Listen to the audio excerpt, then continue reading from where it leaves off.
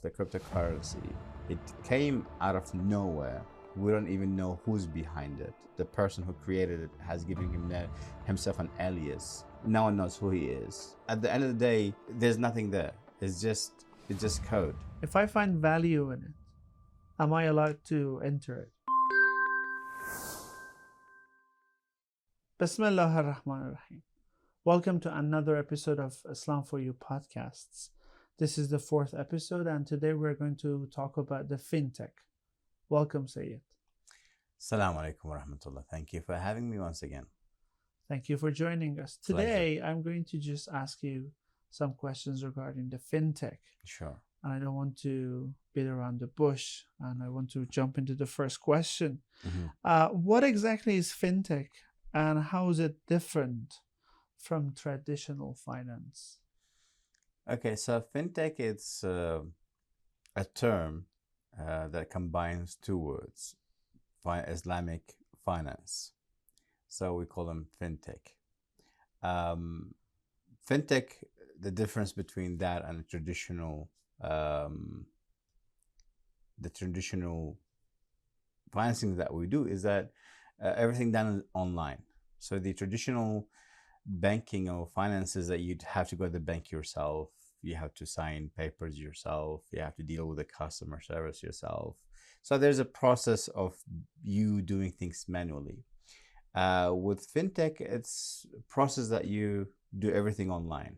So at the comfort of your house or place or wherever you might be, you just go download an application, sign up for online banking, and then you can do all your online banking at the comfort of your own house without you having to go anywhere else.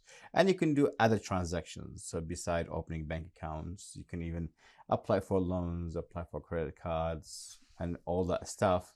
So this falls under the fintech, the financial, Islamic financial, as we call it. Technology. Yes, exactly. Well, but this fintech thing is bringing some other features to it as well, like the cryptocurrencies, new stock investments, and other possibilities that we have in this modern life. This episode is going to be about exploring these aspects of the fintech. The next question that I have is regarding the cryptocurrency thing that I mentioned. Okay. What do you think, as the Islamic expert, are the key features of the cryptocurrency, and how does it work in simple terms for Muslim brothers and sisters? Okay, with the cryptocurrency, obviously there's a history behind it, and we can't kind of speak about it without having to discuss the history, but the history of it requires a bit of detail, which obviously something we don't have time for. So if I can shorten things up, so around to the 2008, 2009, some guy invented, or he created the cryptocurrency, whatever you want to call it, finances.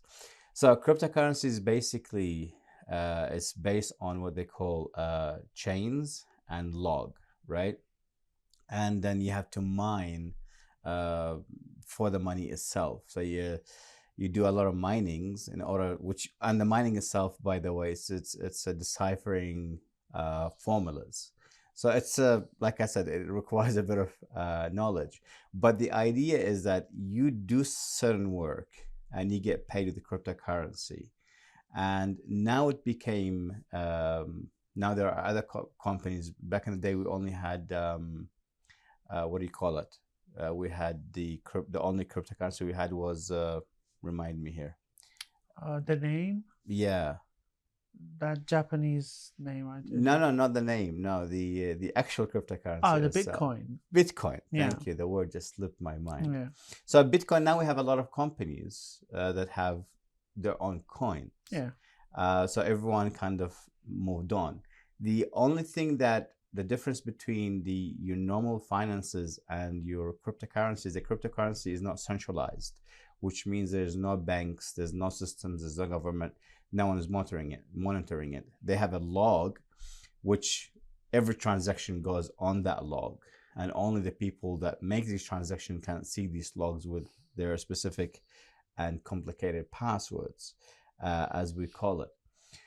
So the idea is that with cryptocurrency, compared to the actual currency, is a cryptocurrency that has nothing to back it up. That's where it becomes problematic in terms of Islam. So basically, you're buying and selling nothing. There is absolutely nothing that backs it up. So if tomorrow you wake up and everyone says cryptocurrency has no value, it has no value. It's gone. It's finished. While compared to traditional financing, is that the money that you have in the system, like each government, the money that they have in their central banks, is backed by the gold that this government has. So depending on how much gold you have, is the value of your currency increases. Can we argue over that? Like which? The gold thing that you mentioned regarding the notes that we see in our hands and the money we have in our accounts. Long time ago, every government decided to just print out the money because they had to give money away, but they do not have as much gold as they print the money for. So basically that not having any value thing that you mentioned for the cryptocurrency applies to the money that we have right at the moment in our hands. As well as the value that you mentioned, those coins, some of them, yes, do not have any value, but the founders and the people who just bring them up propose a value in the white label proposals that they have for the projects. And they claim that they either part of the chain, as you mentioned, they try to help the system to be a decentralized finance solution, or they're trying to just help the internet grow in some way. For example, they're helping the artificial intelligence systems or other equipments that we are using in our lives. So this value thing is one aspect, but I want you to just give me a better explanation of that, as well as the Islamic perspective towards cryptocurrency. Okay, so when we talk about a cryptocurrency, we said the idea was designed that it's not centralized, decentralized, right? And it goes by, instead of you going by the normal banking system, this goes by the blockchains, as we spoke about, blockchains and the logs, blockchain technology. So with blockchain technology, like I said, there's nothing to back it up. So it could fall at any minute. So at a certain stage, cryptocurrency was absolutely valueless. It has no value. And all of a sudden, it started to have value. Now, the idea is that when this whole cryptocurrency started, the idea was it's supposed to kind of give people a different alternative to real money, just to have like something that is at least not in the real world on the system, because futuristically speaking, in the future, I don't know how far in the future we're talking about, maybe 10, 50, 20 years, supposedly there shouldn't be any currencies like paper currency or like coin currency that will cease to exist. Everything will be digital. So everything, if everything going to go digital, then this is where your cryptocurrency comes in, because even if cryptocurrency, the normal currency becomes digital, it will still be controlled and monopolized by the government and the system itself, which means that your money could be taken away from you at any given moment. Where compared to cryptocurrency, you have that freedom that no one can get to you. No one can even know what you do with your money, except you yourself. So Islamically speaking, from an Islamic perspective, dealing with the cryptocurrency, the majority of the scholars don't have a say in this, because it's something new, and quite honestly, not a lot of people know how it works. And not knowing how things work, it's a problematic in terms of Islamic giving an Islamic fatwa or Islamic verdict on this regard. So some of the scholars, they say it's haram based on the fact, they mention a number of things. One, based on the fact that there is nothing. So sometimes you give your actual cash to buy nothing, and sometimes you trade something for nothing. That could be a problem, Islamically speaking. The profit and loss of cryptocurrency is so huge that sometimes it falls under the Islamic category of gambling, right? When you could lose so much amount of money if you trade with the cryptocurrency, or you could make such amount of money, as we saw that when the cryptocurrency kicked in, those who had cryptocurrency, they became instant millionaires. So the margin of profit and the margin for loss is so huge that Islamically speaking, it could fall under the category of gambling. So some of the scholars say, well, this is also could be haram. Some of the scholars, from the perspective of this kind of money is not accounted for, see the currency itself, so which basically could be used in really bad ways. You can fund, I don't know, terrorists, you can buy nuclear weapons, you can do whatever you want. You can, support evil. But obviously, this is a very weak argument. But to be quite honest, like I said, it's really not a clear cut here. So the scholars themselves, they differ in this regard. Some of them say, look, we have no say in this. Some of them say, look, stay away from it, as we really don't know what's going on. And some of them say, very tiny few scholars that have read their verdict in this, they say it's okay. You can deal with it. You can buy, sell, and deal with cryptocurrency. So until now, at least up until this episode, really there is not a very clear cut Islamically on cryptocurrency. So, but you're emphasizing on the value thing that these currencies lack. Yeah. If they do provide value, is it okay, Islamically speaking, to start investing on them? See, the idea, the whole cryptocurrency itself, like I said, is based on blockchain technology, which means there's nothing that supports it beside what people or the companies that deal with it give it the value. Because now you have a lot of systems, you have a lot of companies, and you have a lot of banks as well. They jumping onto that now. So now there are goods can be bought and sold with cryptocurrency. So now almost you can see that there is something that backs it up. But at the end of the day, there's nothing there. It's just code. There is no actual money. Now you can say the same thing for the actual money. Yeah. But the actual money, for example, if you go back in history, even humanity back in the day, where how humanity started dealing with each other is that they used to exchange goods. So for example, I sell tomatoes and you sell potatoes, right? Exactly. I give you tomatoes and you give me potatoes. So we exchange goods. And later it changed into coins, gold and silver. So humanity decided that gold and silver has a value, and obviously gold has more value than silver. So they started dealing with gold and silver coins, and that continued even until today. The most valuable items that we have today is gold and silver. But then obviously along the track, the governments decided to make it into paper. And mind you, paper is valueless. It has absolutely no value. Exactly. The value, we only give it value because someone says so. Otherwise, it has absolutely zero values, because some countries, what it's supposed to do is that every government, the strength of their currency depends on how much gold they have. But a lot of governments don't abide by that, and they just keep printing whenever they want. Exactly. Like, for example, in America, they just keep printing, and their economy just exists based on how strong they are and how much financially they are in control of other nations rather than anything else. So you can print as much as you want and no one would know. Even if you have, I don't know, 2 kilos of gold in the central bank, in Switzerland, for example. So no one knows.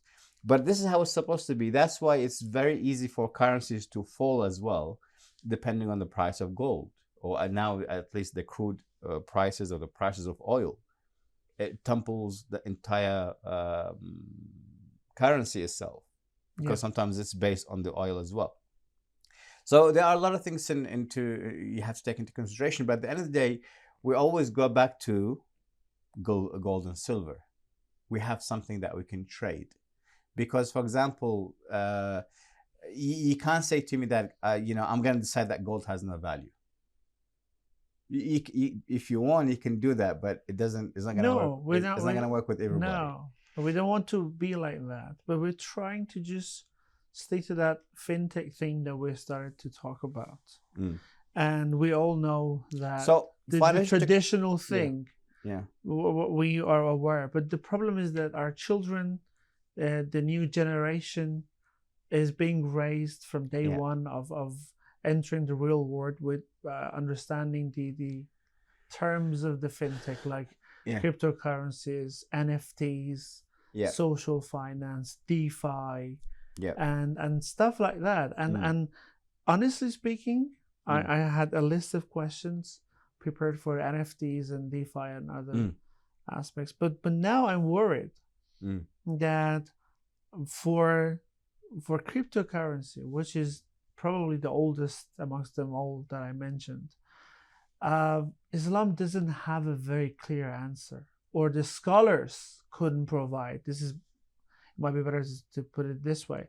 Scholars haven't been able to provide a clear standing on it yet. Okay, let me tell you so we want why. to just let's just wrap this up regarding the cryptocurrency. So even if we do not have any scholars who is clearly firm on what we should do towards that, at least give us the criteria. Okay, so we can judge it ourselves. All right. So look, when a scholar comes and he has to give a verdict or a fatwa regarding something, first he goes to the Quran to see if he can find his answer in the Quran. There's a version of the Quran that tells him what to do.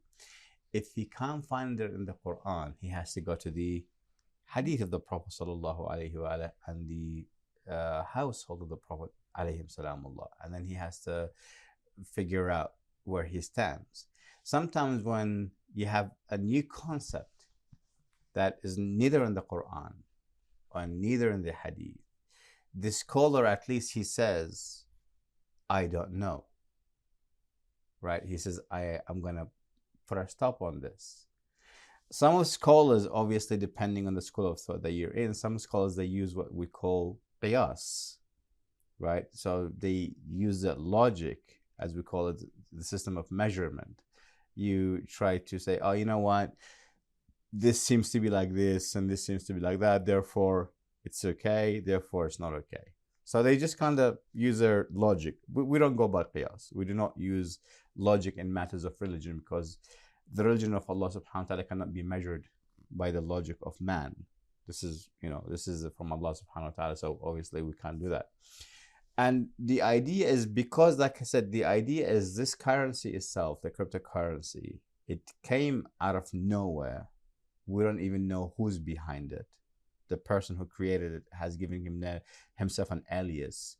No one knows who he is, right? And no one knows what actually cryptocurrency is. It's like I said, it's just nothingness. This is what it is. It has nothing that actually solid. So based on the fact that it's like in Islam we say it's forbidden to sell fish in the sea, right? Or it's forbidden to sell milk in the breast of a cow, for example, or to sell a bird in the air, because these are something that you don't have. So you can't really sell something you don't have. So how could you trade people and sell and buy from people with something that doesn't even exist to begin with?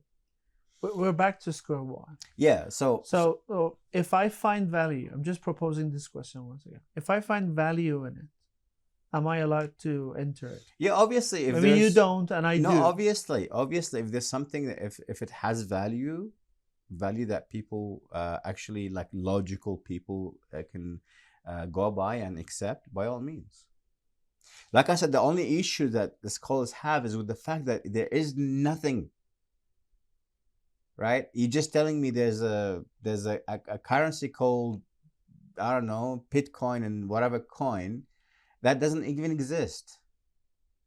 It's just a code. So, in order for me to sell you something, and you're literally giving me nothing but a code, that code could vanish instantly, and I could lose. So Islam says to me, look, this is a bad thing that you're doing. You can't sell something for nothing. So that's what the scholars, like I said, they can't find a hadith for it. They can't find a verse for it. There is nothing that they can bring which is close enough so they could at least measure it up to it. So they say, look, you're dealing with nothing. So that's why the scholars say, look, up until now, until things become clear to us, who's behind this and how this works, or if later on, so because this is the early stages, so we started in 2008, 2009, and we're in 2024. So really not that much time has elapsed since cryptocurrency started. Maybe in 10, 15 more years, it will become centralized. It will have some backings to it. It would have value to it. And obviously if that does, then obviously the ruling will change accordingly. There have been some ideas brought up by the system itself, like the NFTs, non-fungible tokens, in which people can turn artistic elements or other goods into tokens, and they can be accessed through chains and cryptocurrencies. This is one value being offered by the system itself. So you can basically trade off goods in tokens. Not the entire thing is yours. Part of it is yours, like a share of it. Yeah. And now the only currency that is valuable to trade off that thing is a cryptocurrency. Yeah, so the idea is you turn goods into tokens. So back in the day, or even until now, when we talk about mining and blockchains, is that when you mine, you do solve puzzles, so you can get coins. And mind you, I think if I read correctly, there's only like Bitcoin itself is only limited to 20 million, I think. Yeah. Not more than 20 million. It doesn't go over 20 million. So this way it cannot get, it does not lose its value. So up to 20 million. So what you do is that you do this mining, and you use this computer brains and computer muscles, if I call them, in order to generate coins or tokens. And then depends on how much you generate, that's how much you get. So same thing when you bring a good and you transfer it and you turn it into token. Now you're turning it into a non-existing thing. So sometimes when I sell you this tablet and you give me $100, I have 100 in my hand. That's actual money. I can do something with that money. That money could go up and down, yes. But at the end of the day, it's something in my hand. Now, if I sell this tablet and I give it to you and you give me just a symbol of a token, you give me 10 tokens, like what is this tokens based on? Where do they come from? Where can I find them? Where can I get them? The only thing I could do is take these coins, they go into my digital wallet, and I can buy other goods with it myself. So it will circulate based on who is willing to sell items based on tokens, based on a cryptocurrency. That's why now we have a lot of companies, a lot of retailers, they accept Bitcoin. Because now Bitcoin has value, so they say, okay, fine, I can sell you this product for that much tokens, or that much Bitcoins, for example. And then, as a lot of companies come in and a lot of products come in to be sold through by tokens and cryptocurrency and then Bitcoins, obviously the value of it goes higher, because now a lot of people using it, a lot of people believe in this value and this power, so obviously it will increase higher and higher. Thank you. The question is that when I was listening to you, I was thinking that how can we put this to Gen Z? Like the new generation, from day one, they barely touched any note. Yeah. Like they haven't seen the actual money that much as we used to do. Yeah. We have that I sense. just carry it. Yeah. So you just have it in your digital wallet. And you don't see any difference between that dollars that you have in your digital wallet compared to the cryptocurrency that you have in your blockchain wallet. Mm. So that value thing that you mentioned is this is in my wallet. I have it. It's a digital thing. This has value. How come this one doesn't? So this is the argument. I'm trying to just, if we're going to get something out of this episode, I'm trying to be more specific about the cryptocurrencies. So I got the value thing, the value problem, but how can we convince others that this is not something that Islam backs up because of these problems that we mentioned? So first thing first, we can't say this is something Islam cannot back up, because we're saying Islam neither backs up, neither rejects. So right now, the scholars are sitting on the fence. So you might find someone who gives you his argument into why it's wrong, and if it's based on Islamic teachings, and then we have to ask him what are they, and we can discuss that. Or someone says no or yes, he has to bring in evidence to that, and the evidence gets discussed either way. So currently, to say at least the majority, Islam neither rejects, neither accepts. Okay, so right now we're mutual on this case. And initially, we in Islam we have this concept that everything that has no law is initially mubah, allowed.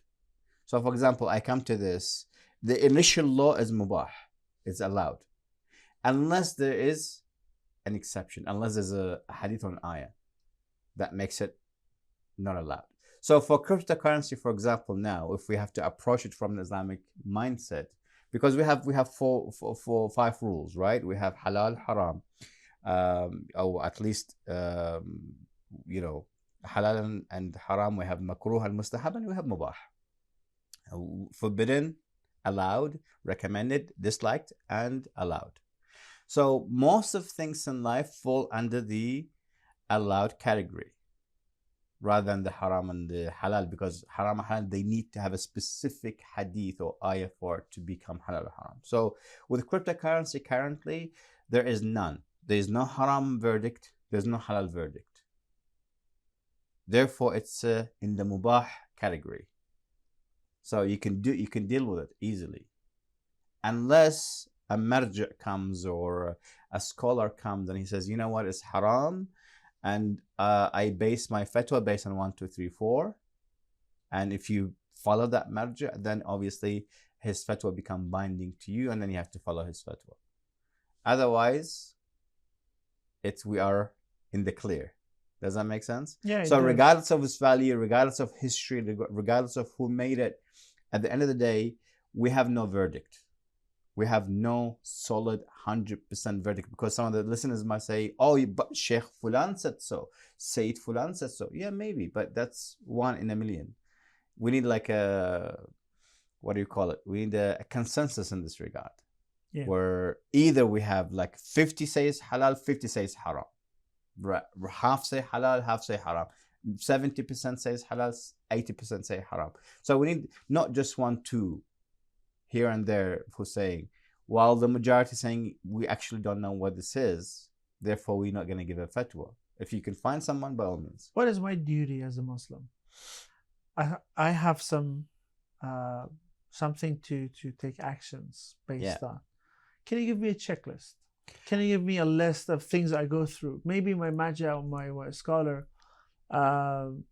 is not concerned about that, probably with all due respect. Maybe they're not familiar with the cutting edge technology as I, as a 30-year-old man, am. So this is something that I should know, and give me a list, a checklist, so I can go through and be sure myself.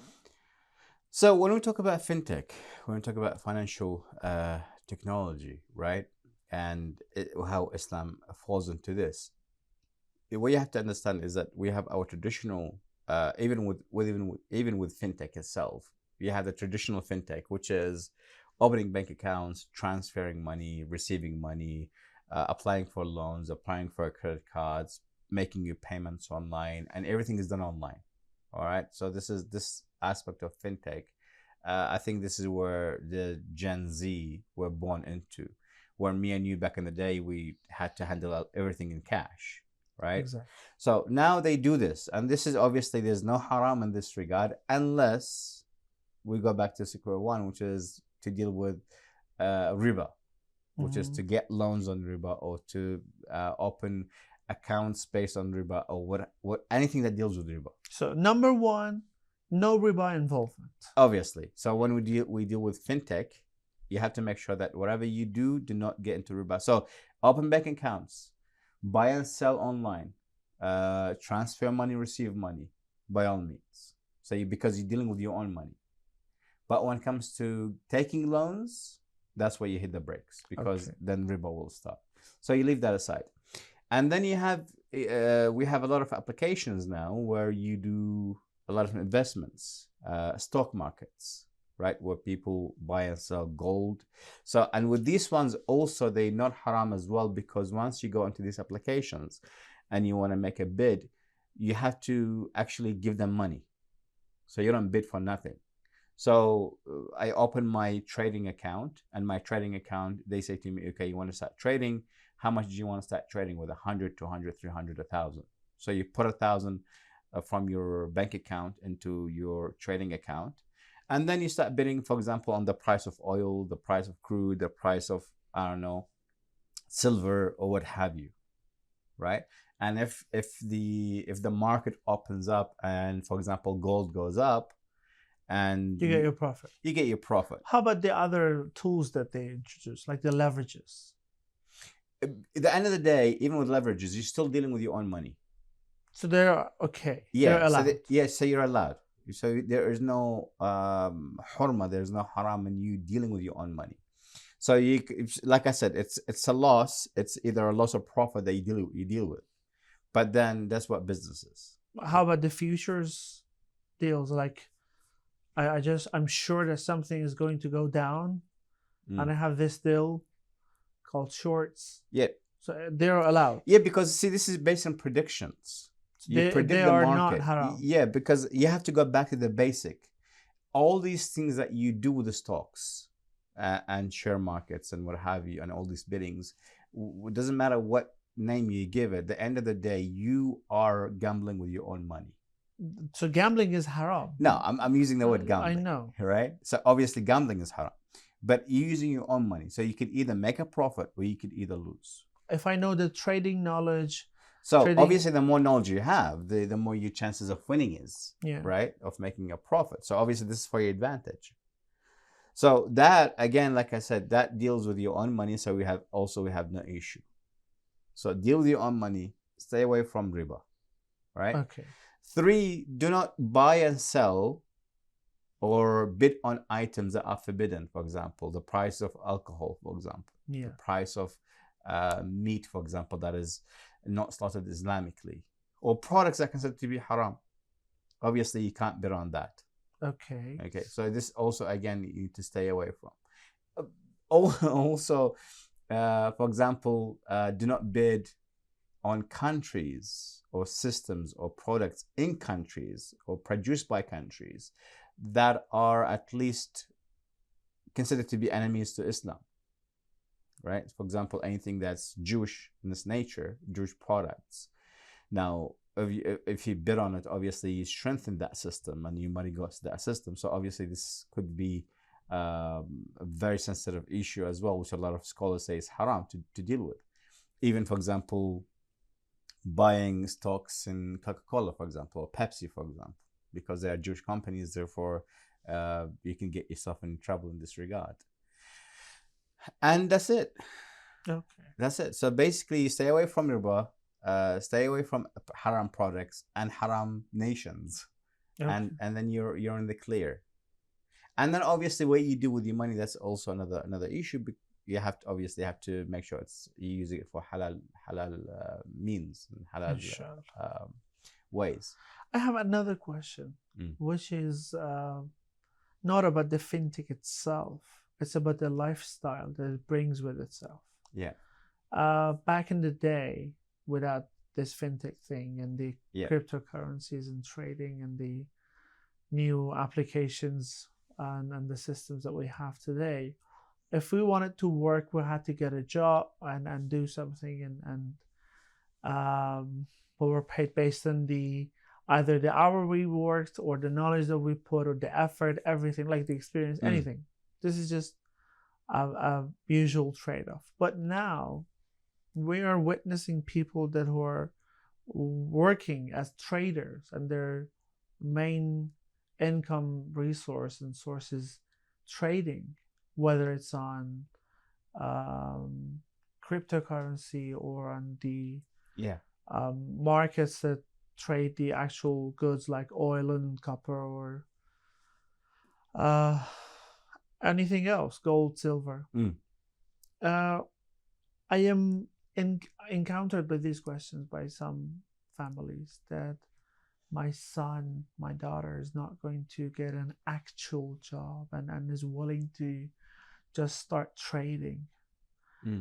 Is it something bad or no? Based on the things that you mentioned, if I just follow these rules, I'm okay and I'm doing a trade, but this is with a new system. But no, it's not a good thing, because these families are concerned. Yeah.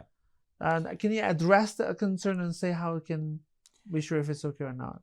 Look, the concern is very valid, because at the end of the day, no matter how much tech savvy you are, no matter how much knowledge you have in markets and stocks and what have you, it's not in your hand.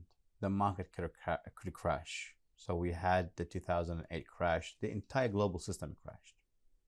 People lost their jobs. People lost all their savings. People lost all their pension.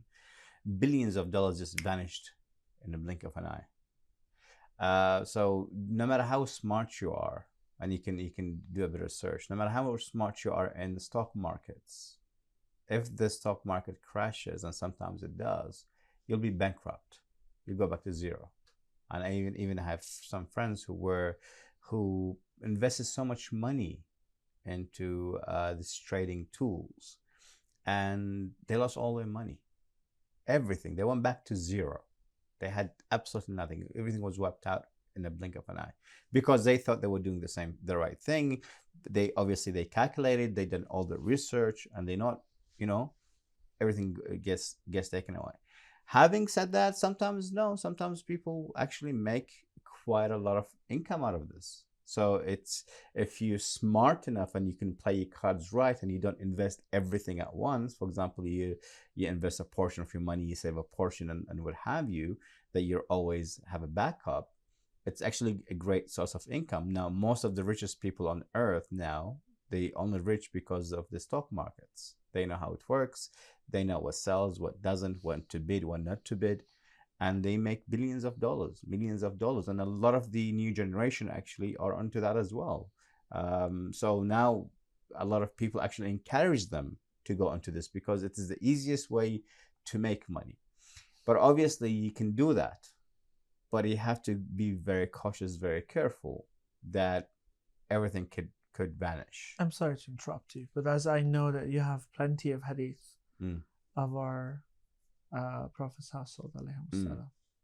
regarding investment. Yeah. Are there any that you can provide regarding how to enter investment in general?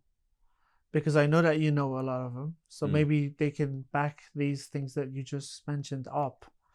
In that sense, see the trades that the Prophet sallallahu alaihi wasallam and the Ahl Bayt used to do, right? So even the Quran says رحلة الشتاء والصيف, when he talks about Quraysh, قبل إلاف قريش إلافهم رحلة الشتاء والصيف فليعبدوا رب هذا البيت. So the Arabs. What does it mean? So Allah is talking about the Quraysh themselves. So He said they used to have two trips, the trip of winter and the trip of summer. So they know the season, and they know what to buy and what to sell. So when they go to Sham, for example, they go to the Levant back in the day, they know what items these guys require. So they take that and they sell it. And when they go to Yemen, for example, they know which products Yemen needs and they sell it. And when they come back, they know what products the Meccans or the Quraysh people require, and they bring it.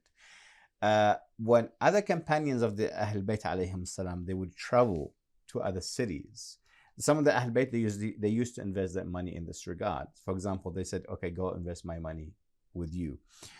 So back in the day, the investment was a literal investment, not a digital investment. I know, but about that investment, just like the idea that you mentioned, that some people put all their money in one basket. Yeah. So, do we have any hadith that teaches us how to do the investments? Definitely, we have no one. We have plenty. We have hundreds. Nice. in the category of becoming what's the word? Managing your wealth. Okay, so the Ahl always talk about managing your wealth, and you have to manage your wealth in such a way that you don't lose everything at once. So if you go into this category of managing wealth and managing money, so for example, Imam Ali alayhi salam says, don't be too stingy, and then you will lose everything. Then you would lose Allah, you would lose people. And don't be too rich, right? And then too generous, and then you would have nothing left. So Allah says in the Quran, لا تبسطها كل البسط فتقعد ملوما مخذولا. So he says, with your hand, don't open it like that, nor close it altogether. So you have to be very wise in how you deal with your money, right? So you trade it based on what sells, and you leave some.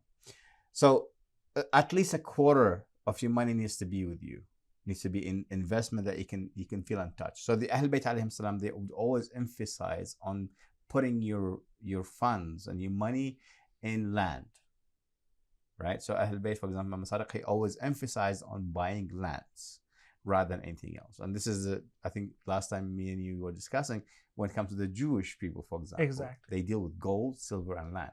Exactly. Because these things, no matter what happens, they exist, they have value. And their value goes higher as the time goes on. Exactly. So the Ahl Bayt, they did the same thing. They said, make sure you buy lands, because land has value. And they said, if you have land, do not sell your land, because land always increases in value. So when it comes to the Ahl Bayt, this is, like I said, this is a topic of its own, where Ahl Bayt teaches how to manage our wealth and our money.